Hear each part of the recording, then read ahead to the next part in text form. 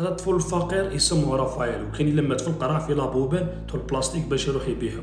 كان يحوس في القرع حتى لقى واحد البورتفي وفيه وراقيت ودراهم. هنا خاوت العزاز نخلع، واش راح دا؟ عيط لصاحبو قال له تبعني راني محتاجك. نهار اللي جا ليه جبد ذاك البورتفي وتقاسم مع الدراهم وقال له شوف واش لقيت ثما كيما لاكارت ناسيونال فيها بصمه، وزاد ثاني لقى المفتاح بصح انا ما عرفتش تاعش.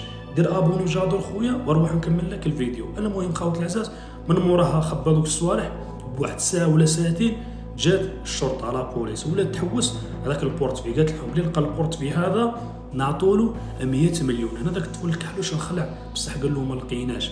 وقعدوا خاوت العزاز يحقوا معاهم من بعد عرفوا باللي ما كاش. المهم خاوت العزاز هنا ام داك الطفل الكحلوش قريب ما فضحاتو، قالت له هنا لقيت دراهم باش شريت لنا الحليب. هذاك البوليس يا خاوت العزاز تلفت شك فيهم بقى كيشوف من بعد قال لك لا، قال له غير دراهم طول البلاستيك. داك الكحلوش قال له علاش ما عطيت لهمش البورتفي وربحنا 100 مليون؟